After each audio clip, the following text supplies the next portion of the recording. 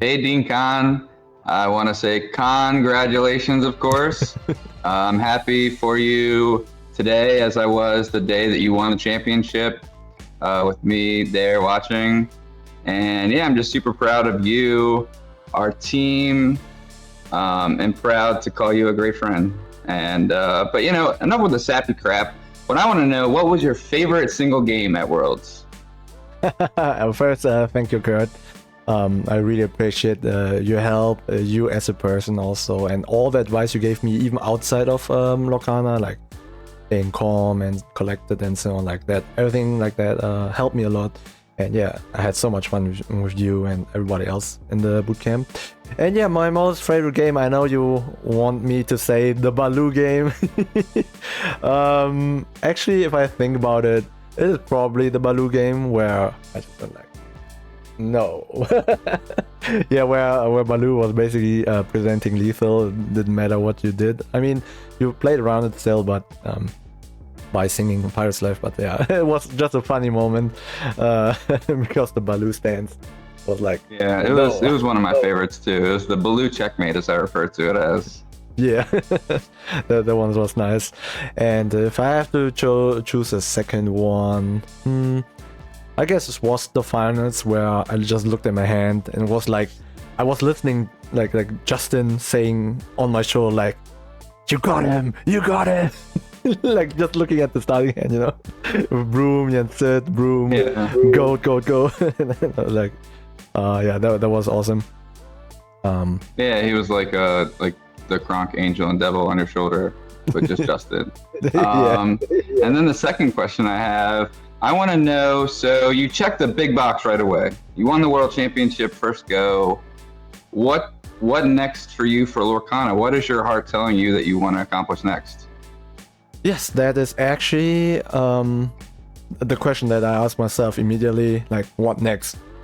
Because Worlds is for us all just the highest goal, I guess. And yeah, what next? I was sitting around and thought about it, and I think I still need the Continental win because I have a DLC win, I have Worlds, but I don't have Continental, so I want to win a EU or an A Continental.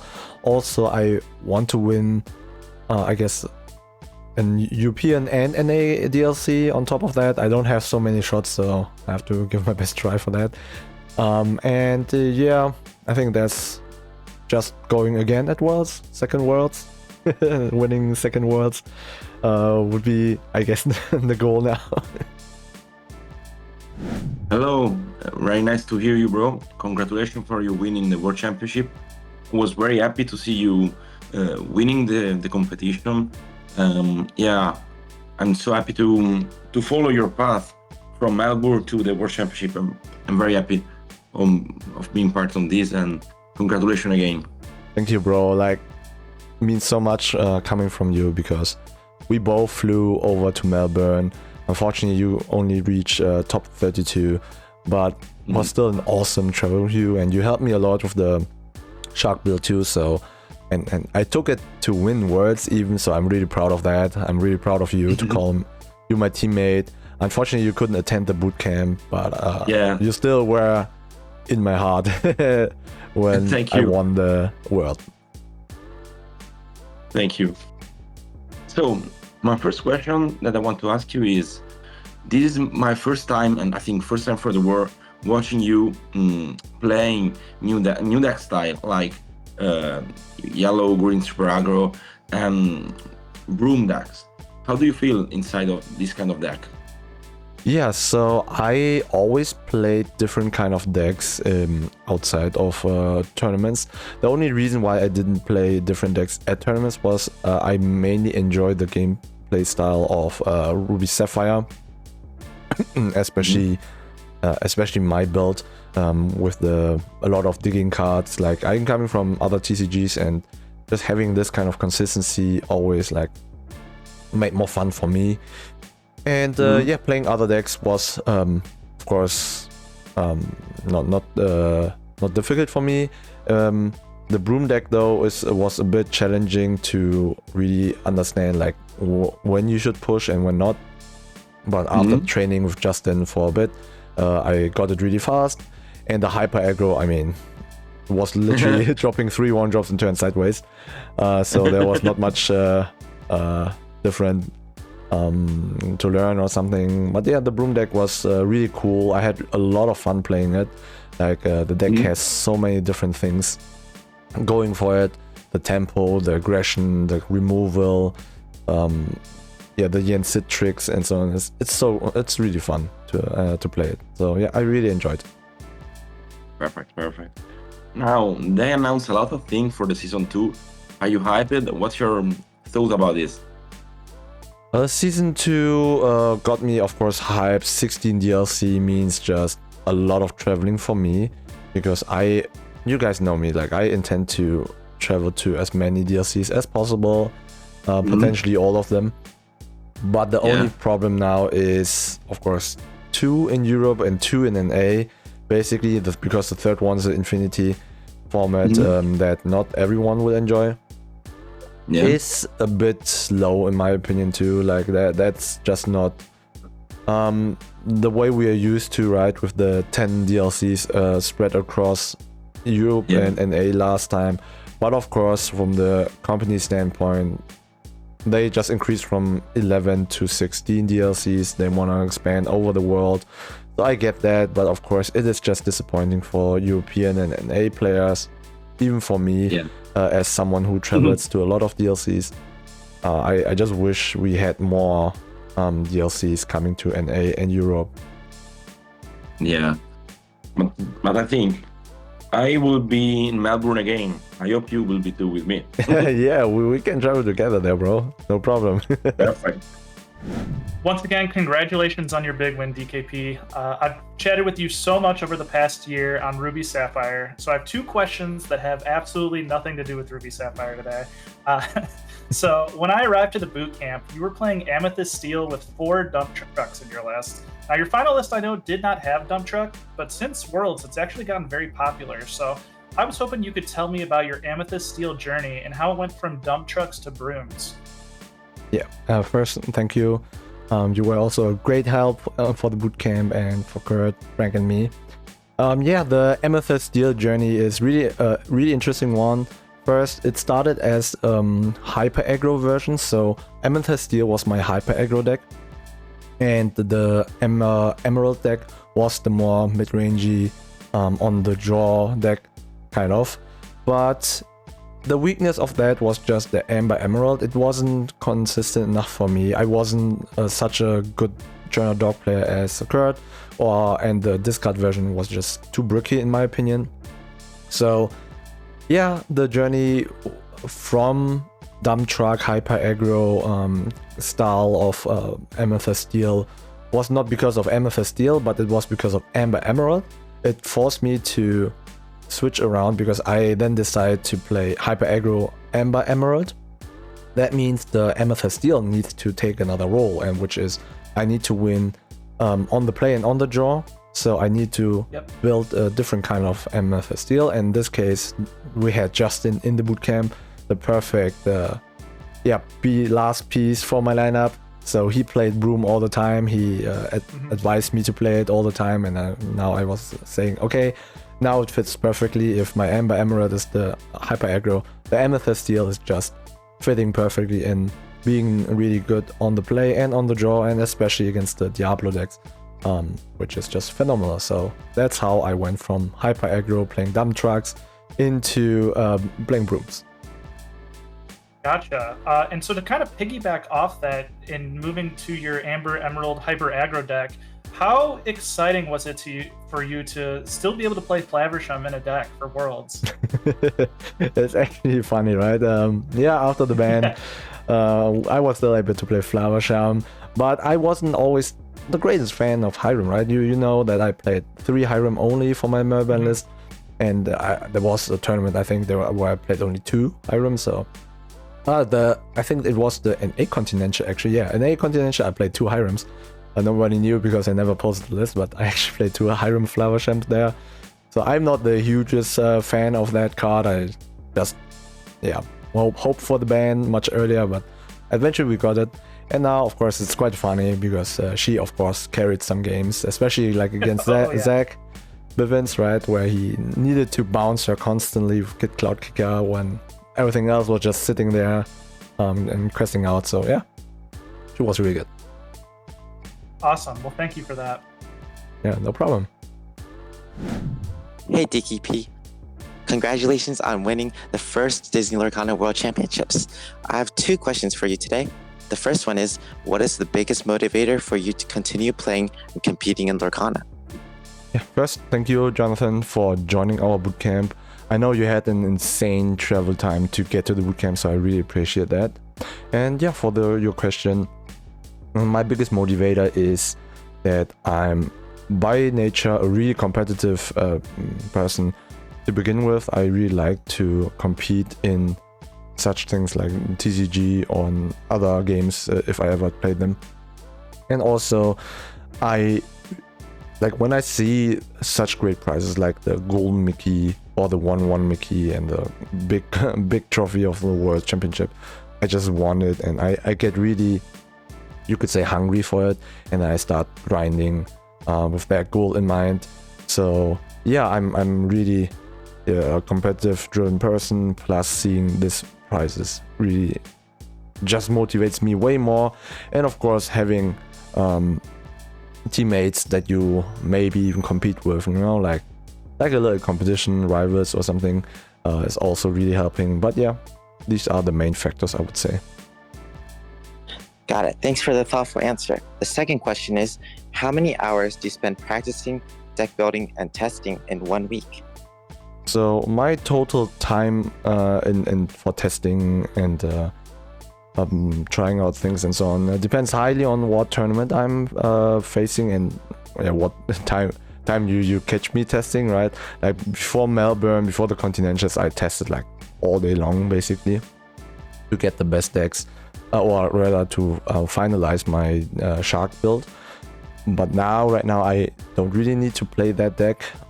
If there would be a tournament where I would just decide, oh, let's play the Shark deck, I wouldn't really test for it, because I know all the lines. Like for example, for Worlds, I didn't test my Shark deck at all. I just ran a few games just to get the feeling, but not really testing.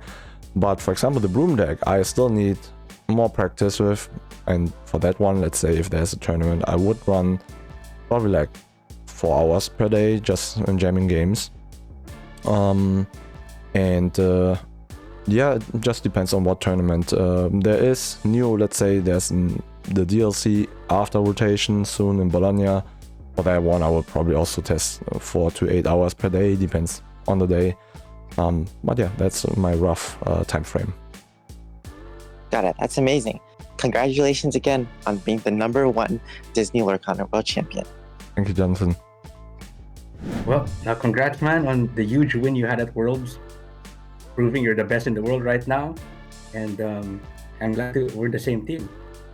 Thank you, Justin. Thank you. So I guess like my first question would be like, you are known as the Ruby Sapphire Shark guy. Like, I don't think that needs any introduction, but surely that must have meant that, there might have been a target on your deck.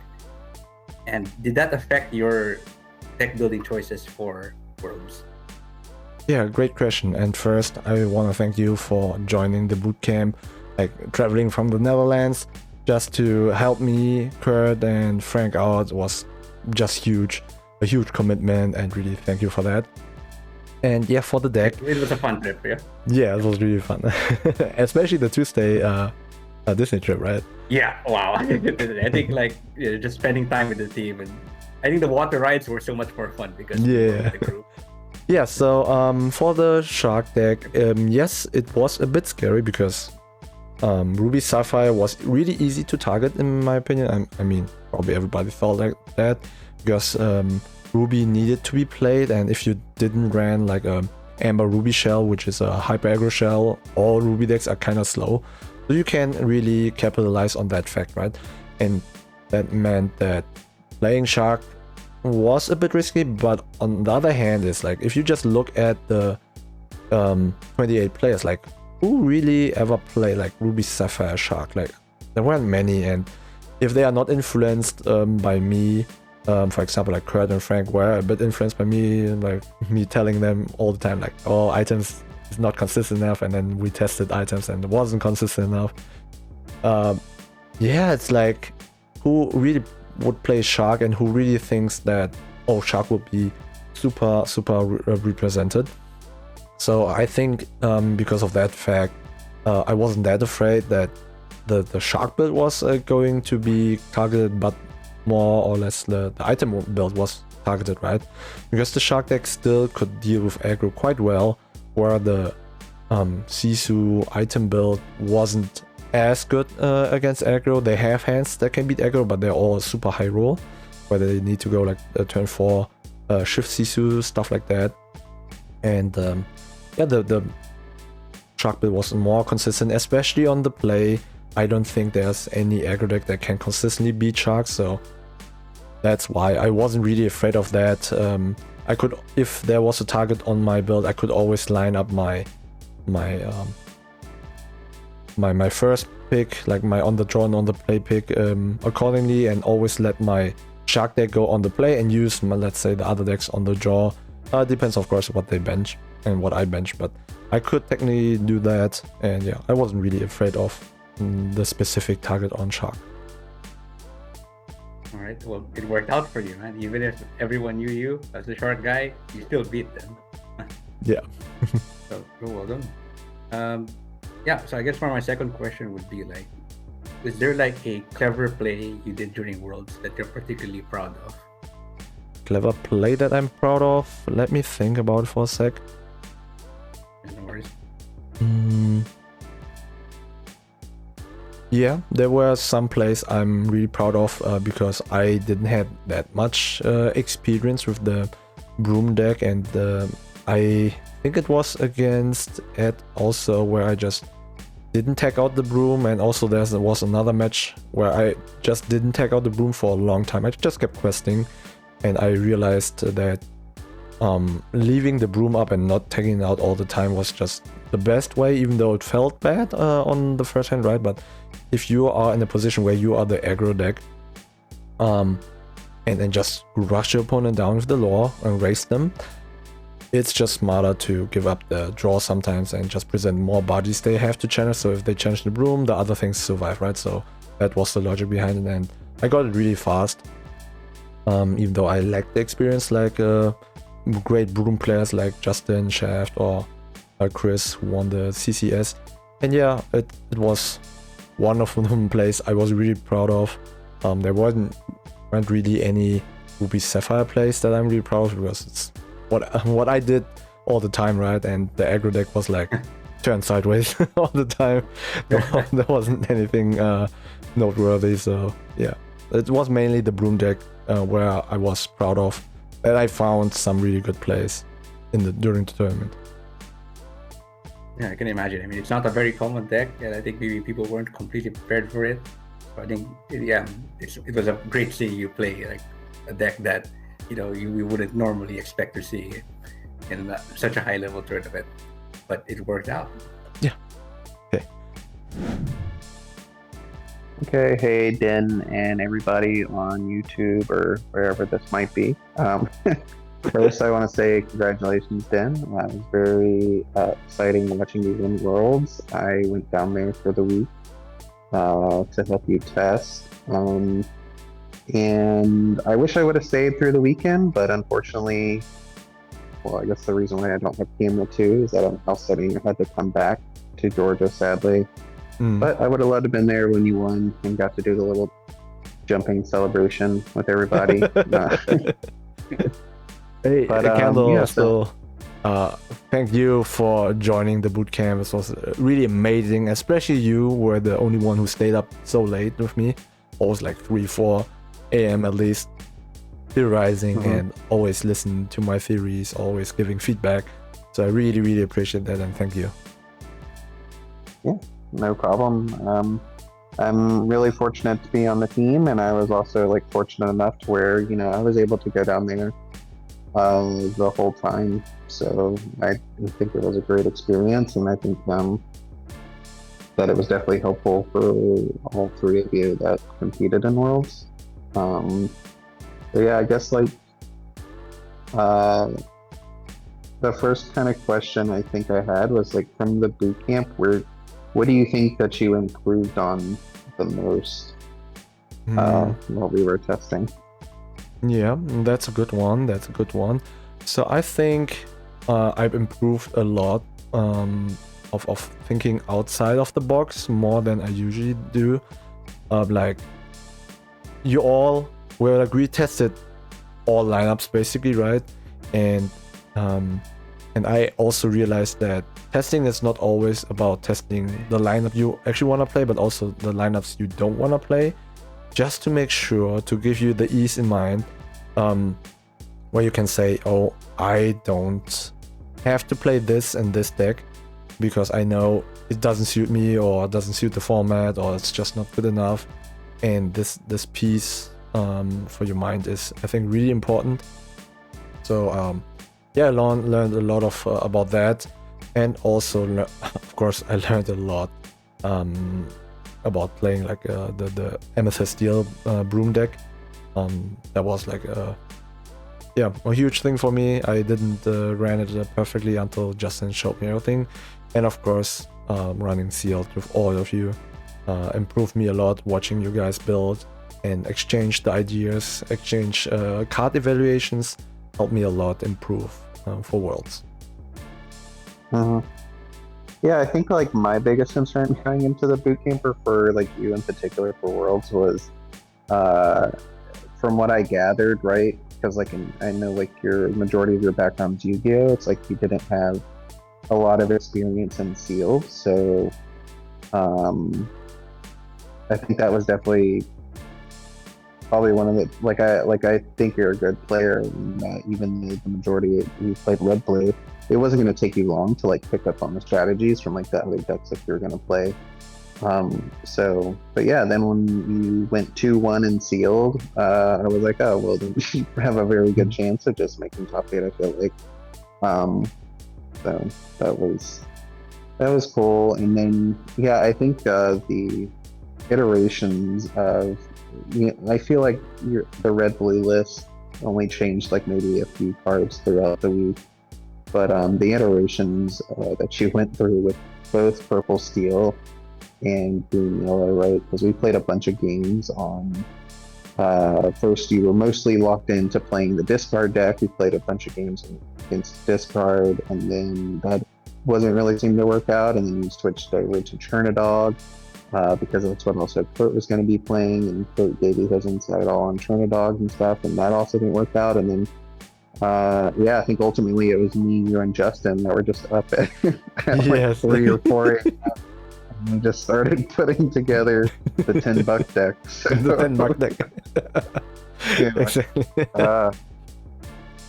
And so it was kind of cool. And like I think obviously the color lineup stayed the same throughout the week, but the changes that the deck went through was cool to see, I guess, from the start of the week by the time y'all submitted your deck list. That was just awesome. Yeah. And then the last question I had was, who was the most helpful in the boot camp? Damn, you can't do that.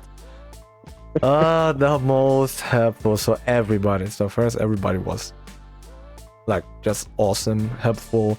I couldn't just ask for more help. Just, I would say, in from the end result, I think since Hyper Aggro, the major idea was the ward thing that I just came up spontaneously. The shark deck, I guess, will also build itself more or less.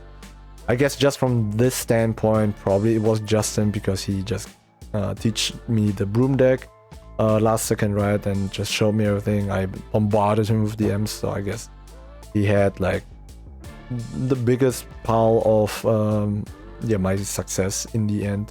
Of course, everybody helped me, like everybody had like their part in it, but I guess just looking at the decks would be Justin in the lineup that I submitted, right? But everybody was close to it. I would say it's like just slightly behind Justin, and he was slightly ahead just because he teach me the broomstick. Yeah, no, that makes sense. it's definitely good to as many specialists as we had in the room, and for Purple Steel to be one of your lineups, and then I believe it's Chris, that was his buddy that just won CCS with brooms. Chris had kind of innovated the Yinsid deck online, and then ultimately it just coming to the conclusion that it was going to be a good choice, because he tried some other like aggro variants of Purple Steel, and like this was just like a little bit more refined, or more of a safe pick, I guess. At the end of the day, like you already knew you were probably going to do well with red blue. The yellow green deck was probably going to always win on the play no matter what. Like, and then if you could just really refine like the Amethyst Steel strategy, then you're probably going to do well. Yeah. Thank you, Kendall. I guess what was that? I just said thank you, Kendall. Oh yeah, no problem. One other quick question. Did someone already ask you this, but I am curious. What was your most? Do you know what your most banned deck was? My most bench deck. Let me think about it real quick. So it was in round 4. So let me think about it. Round 4, I think was hyper aggro because I was on the play. Round 5, I think it was hyper aggro again because I was on the play. No, it was against Kurt. Sorry, round 5 was against Kurt.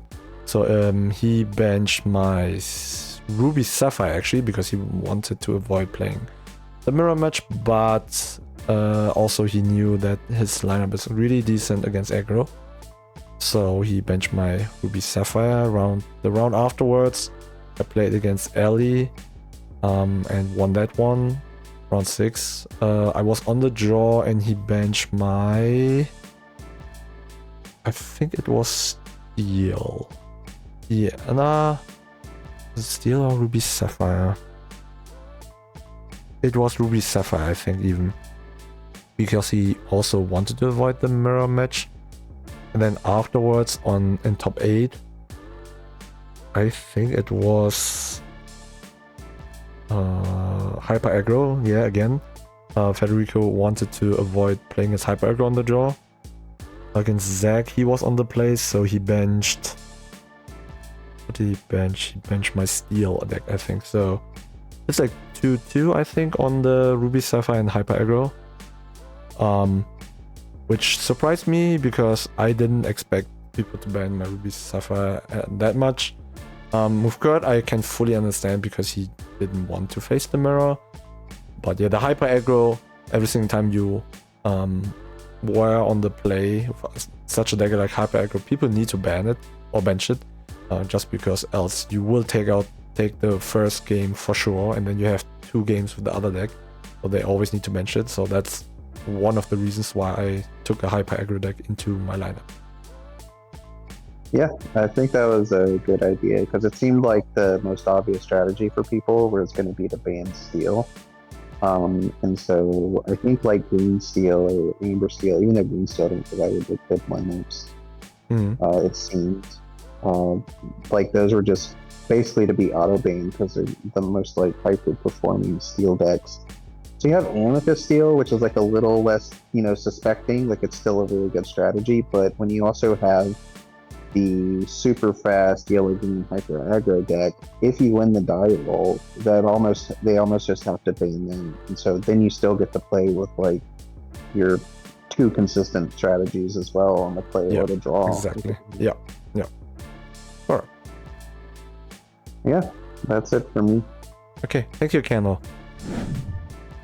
Okay, first of all, congratulations, Kong, as you've just reached the pinnacle of success in Disney Lorcana. I remember hearing you state that you just started playing halfway into Season 1. What do you think allowed you to improve so quickly, and how would you recommend other players to improve? Yeah, first, thank you, Justin. You are also a big help in the entire grind. Like, you were literally 1/3 of my lineup, right, with the broom deck. So really, thank you for that. And yeah, I think I've learned a lot from Yu-Gi-Oh! Not from the game itself, but I learned a lot of concepts how to train, how to test, and you're doing all the things, the small things that you need to improve as a TCG player. So I think the fundamentals are the most important thing. What I see a lot is that most players will try to just jump from one deck to another deck, always just looking for a deck list, like, oh, just give me a deck list, just give me a deck list, and not really train their fundamentals, right? For example, you teach me how to play brooms, but what it boils down to was you just showed me the fundamentals of the deck, and from there on out I just got most of it in a really quick ride. So Right. yeah, I think that is like the most important thing, not to like just concentrate on deck lists and jump from one deck to another. Just really concentrate, sit down on one deck, and not even try to one trick a deck, but like truly understand what makes a certain deck works, right? And I think that's how you improve a lot as a player, and also yeah, that's how I improve a lot as a player too. Yeah, you definitely improved rapidly just over the week in that brooms. It was night and day by the beginning and the ending. Second question: as you look back on the season, is there one deck choice or play that you look back on that you wish you could change? A certain play that I could change, yeah, especially it was actually the NA Continental where I played against Mo on stream. We both were at 2 wins, 2 draws, so one more win already brought us into the bubble range of the Continental. And what I did was I had the hand where I could just go like Goof, Rush Maui into Shark, but unfortunately I chose the route that just got heavily punished by an Ursula, and Mo kept 7 cards in hand, so I should have expected the Ursula. But I just still decided to go for like double ramp to be prep, which was just wrong. I should have went into Goof, into Rush Maui, probably inked the Shark at that point. And yeah, that's a play that I regret. And for the words, there were some plays I would say that weren't optimal, but in the end still worked out. So I don't regret anything really. Yeah, once again, Khan, thank you very much. Look forward to next season being your teammate. Thank you. All right. Well, first of all, congratulations again, Khan, on your victory. You triumphed in unique formats at Worlds, showcasing your mastery of all 6 ink. And I have 2 questions regarding those World Championship formats. So, first up, Super Sealed. For many World competitors, Sealed was kind of a new format to them, but you did manage to pick it up quite quickly. Especially for the benefit of players who may be interested in diving into Limited. What were the 2 biggest surprises or lessons or insights that you gleaned from your Sealed deck preparation? Mm-hmm.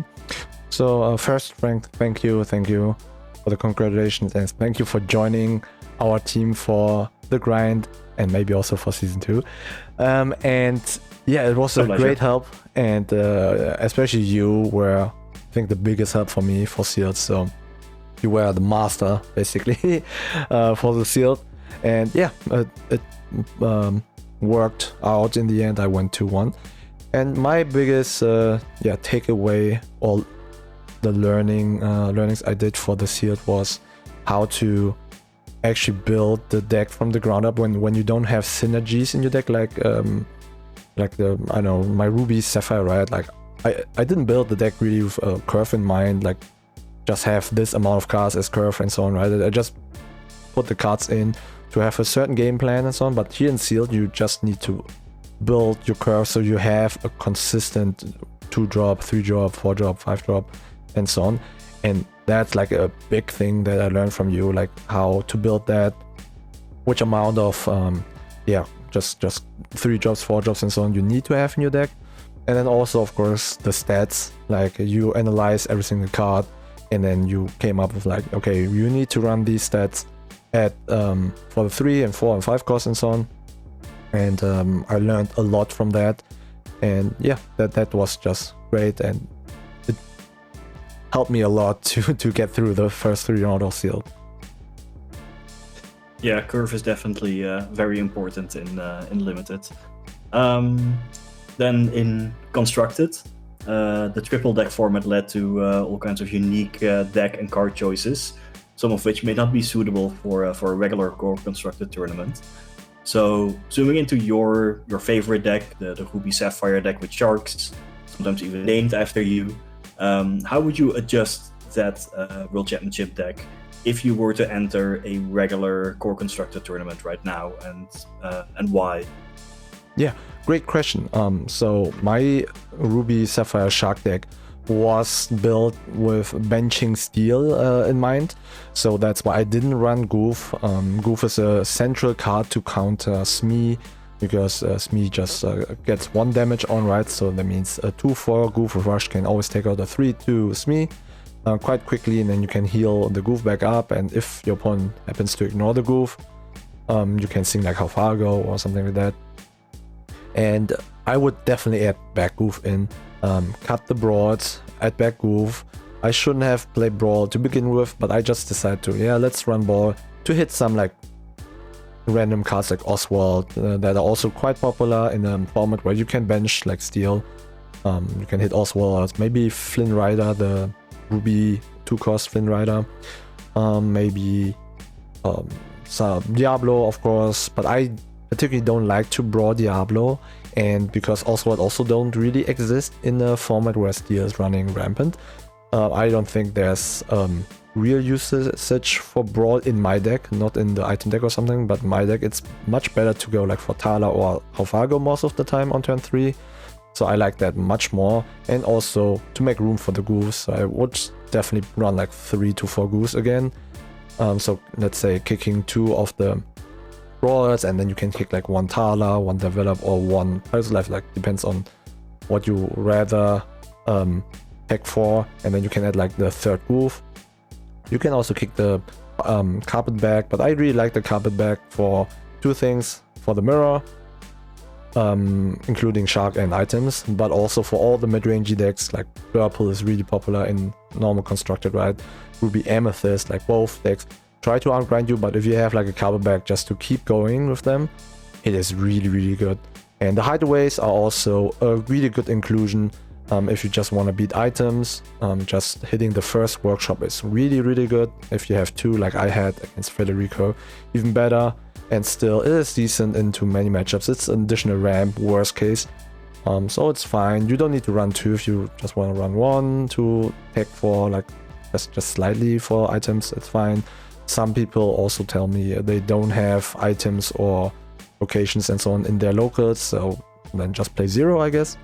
But yeah, these would be my changes, and I think else from my lineup, the Broom deck can be played almost 1 by 1, but not the hyper aggro, of course.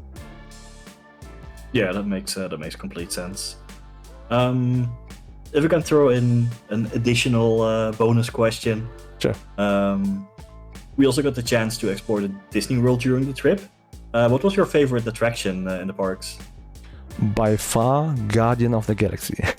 I went into it like, I don't even remember. It was 5 times, I think. Like on Monday when it was closing already and we had like the after time, I went in there twice before they closed the park. So yeah, that was awesome. Yeah, for sure. I also really enjoyed that one. Was it your favorite too? Yeah, I would say so. I can't really think of one that stuck with me more. It was just so much fun. Yes. So yeah, thank you very much. It was a pleasure preparing with you leading up to the event, and just want to wish you best of luck for the next season. Thank you. You too, Frank. What's up, Con, man? I'm so proud of you. Since the moment I met you back in Paris at the qualifiers, and all the growth that you've come from where we first met to where we are today. I mean, does it feel like it was just yesterday, or does it feel like it's been some time? Yeah, it was like, doesn't feel that far away, especially because we didn't have so many events, right? It just felt like 3 months ago, I think, but it's like over, I think, 8 months. It's crazy. It's crazy what we trusted into Robert and where he is now and what we've accomplished in the team, the growth of the team, man. It's just like a big family. Yeah. Well, let me go ahead and get to my questions with you. So my first question for you is, with everyone knowing you being a Ruby Sapphire player, how hard was it for you to pivot and to make changes to play other decks? I know there's a deck in mind that I have that I'm really curious why you didn't choose with expertise on our teams, the dogs. But how hard was it for you to make those changes and kind of get acclimated to the 3-deck format? First, I also want to thank you for joining the bootcamp. Meant really a lot for me that you showed up and just committed into the team. And yeah, thank you for that. And yeah, for the question, I actually started testing a lot of Amber Steel and Amethyst Emerald, the green, purple, and Steel Song mostly, just to get the feel of the most obvious lineup. And yeah, they ran really well, and I enjoy playing these kind of decks. But I also saw the flaw in it when it comes to the word format, and it was just, yeah, they were all 50-50 into too many things, and I couldn't get an edge. So I was forced to learn like more unusual decks. The Emerald Amber decks, they weren't like super cookie cutter, right? Like, there were like infinite versions of the discard version. There were so many versions of the dog deck, like either hyper aggro or more mid-rangey. And the purple steel were also like so many different builds, even though the deck itself is much simpler to play because it's really depends on your fundamentals. So I picked it up pretty fast. It was still like, which build is the correct one, right? So yeah, it was quite kind of hard for me to switch to the Emerald lineup at first. But then when we found out, oh, just run hyper aggro, literally one of the most simplest deck in my lineup, probably the simplest deck in the entire room. And then having the Broom deck, where Justin just gave me everything that I needed, was just, it felt like it was made easy for me because I didn't need to learn the Shark deck. Hyper aggro was easy, and Justin showed me everything for the Broom. So in the end, just a pivot to these two decks were made really easy for me, thanks to the team. Right. And last thing, what, with you being an individualist and I coming from, the same card game as you from playing Yu-Gi-Oh, what can you define after you've been on a team for it's been 7 months now until where you are now? What could you say for anybody else that's going to start a team and what they should do going forward after your experience? Yes. So for me, the most important thing in a team is to have teammates that are committed at the same level as you. It doesn't matter which game, but you need to have the same commitment. Also doesn't matter which level, like maybe you all only want to reach set champ, first place. That's totally fine, then everybody's on the same level. But if you have someone who is like insanely motivated and driven to, like, I don't know, win the DLC, and the rest of the team is not as motivated, it will show, and some players might get frustrated of that. So if you are building up a team, or if you want to invite players into your team, please make sure that your goals are lining up, but also that you are vibing, of course. Like, if you cannot stand each other, it's also really bad. So I guess the first thing would be like liking each other, like vibing, and the other one, which is equally important, I think, is just having similar goals, and that's like a huge thing. And fortunate enough, in world class cards, everybody strives to be at the top. So at the top, everybody flew in for the bootcamp. It just shows we all wanted to have the first world champ in our team, and that's what's really important. And we did. Yeah, we did.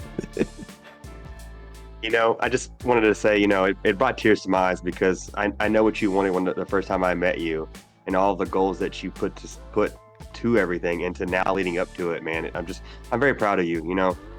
You're like a brother to me, and I'm just very appreciative of the moments you went through. They weren't easy, right? A lot of growing pains to get through things, but now look at you, and I look forward to what we can accomplish as a team going forward, man. Yeah, thank you, man. You're also like a brother to me. Thank you for everything. All the advice, inside the game, outside the game, for life, whatever it was. I appreciate everything. Thank you, Logan. Absolutely, man. Thank you. So first, man, Khan, what a journey over the last year since you started playing Lorcana, man. A+, congratulations. What a feat you accomplished. You know what I mean? You took down some titans along the way, like some real titans.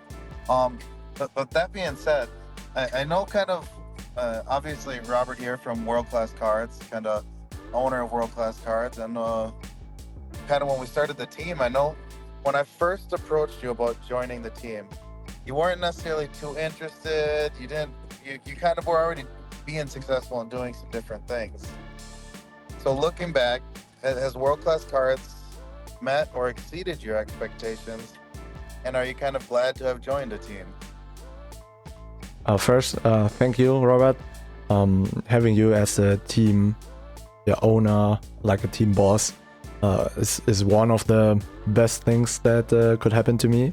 So that's also kind of answering your question. In general, I wanted to avoid being in the team because I'm coming from Yu-Gi-Oh! And we had teams there and I just didn't like the constraints that you have, especially when talking to other people, when you just want to share information, exchange information and stuff like that. And I just want to avoid that in Lorcana.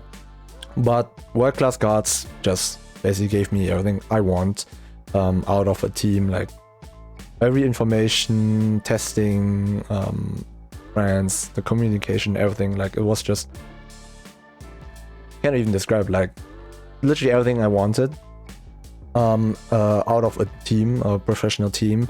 So I'm super happy to be a part of this team.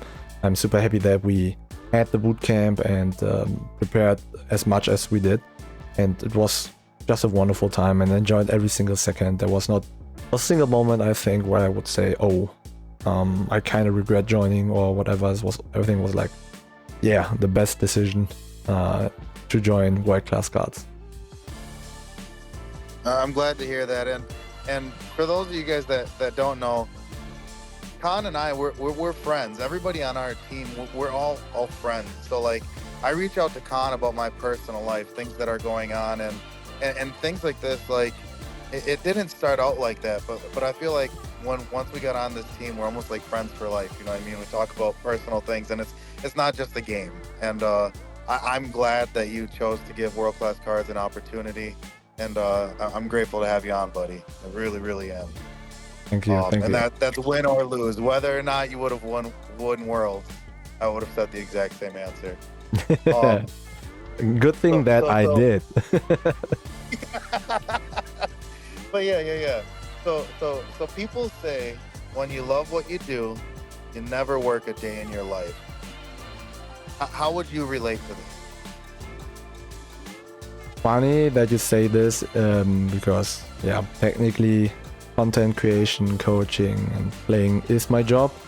So yeah, actually true. Yeah, it's I really love playing this game. I really enjoy competing, even if like in general competing, like I really enjoy that. So it's just, as you say, just perfect for me. Like I enjoy every single second. So yeah, I have fun every single second of the journey. That's awesome. That's awesome. I'm super glad to hear. And one of the coolest things for me was, well, when we were at the boot camp, and you're always like blue red's going to be something you definitely play. And I loved how the other two decks kind of fell together as a collaboration. Like whether it was Justin with the Brooms deck that he's been building over time, or the Emerald Amber deck. That you did very, very well, the Hyper Aggro deck. Did you have any ideas or any inspirations for that Hyper Aggro deck, or anybody you might want to shout out? Of course. To Anthony, I basically took his deck, right? It's Robert's son, by the way. So a really, really good deck builder for the Amber Emerald deck. And yeah, thank you for the deck, Anthony. Yeah, no, it was awesome when you came up with the idea of a Hyper Aggro deck, and I went upstairs and I had like 40 or 44 of the cards. Some of the cards that didn't make the cut for us to bring to boot camp even were in that deck, and it was awesome to see that crush on a world stage. So, no, man, you crushed it this year. You worked hard, you put the effort in, and again, I couldn't be more proud of you. So, A+, and thanks again. Thank you, Robert. Yeah, so as always, please make sure to check out all the socials for DKP World Class Cards. You can find Metafy, exclusive content. Just don't miss out. Make sure to like, subscribe, bookmark, follow, all the above. you don't want to miss out.